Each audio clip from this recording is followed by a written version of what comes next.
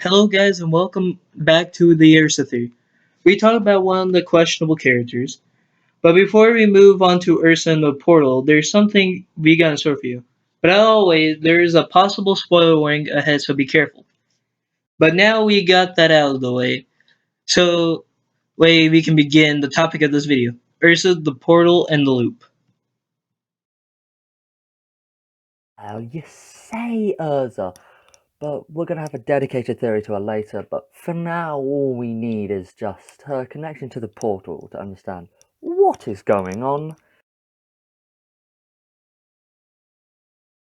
Well, we don't actually know much about how the portal actually works and how it functions and how they communicate or how they work. In general, they're actually pretty mysterious, all things considered. Do we know about the portals? Well, we know that they can communicate with each other across realities within the same universe, and we know they can transport people within the same boundaries. But according to Lefty, we also know there's a genetic component to them which allows them to dictate who's going into the portal and who gets incinerated. Remember that one for later, it's important. I don't believe what's happening to the portal is that it's going to blow within 2 minutes or a bit just needs to be replaced. I think it's broken within two precise areas: what the portal is actually transporting and what the portal is connecting to, that being itself.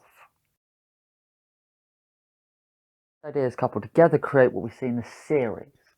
Well, if the entire Fazbear Fright's location is traveling instantly, which means it's traveling close to the speed of light, then according to Einstein's theory of relativity, we would actually have time dilation, as a week for Urza is about a month for everyone else, or actually even more so at this point, which means they're traveling even faster to the speed of light, which is not good.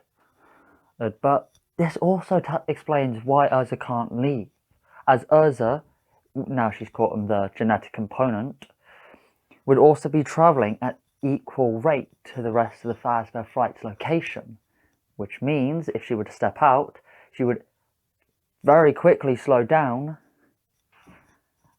and snap her back.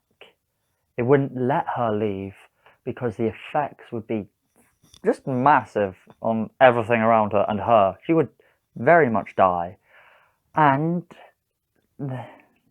But here's the question: what gets put into the genetic component? Is it random or is it selected?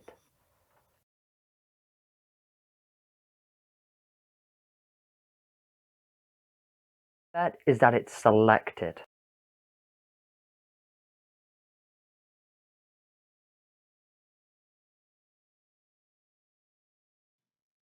But what does this mean? Well, it means that Ursa was selected over all the other neggards that have been there here to survive by someone or something has purposely put Ursa in the scenario. Well, besides Lindsay herself, of course, which means rather the nightmares or someone else has forced her into literally he double L. But why the nightmares? Well, then Ursa originally walked into Fazbear Frights. There is a glitchy screen effect, and we know whenever nightmares use their abilities, that glitch on the screen come with them. So this could be them linking Ursa to the portal rest compatibilities as they had decided on their prey is who the prey is. But what does this mean? Well, it means that Ursa can't be saved by fixing the portal. It has to be destroyed. But at that moment, when the portal isn't creating, both time and and a loop which would literally everyone that as that would cause a massive black hole in the middle of all the universes that would destroy all universes and all universes to come.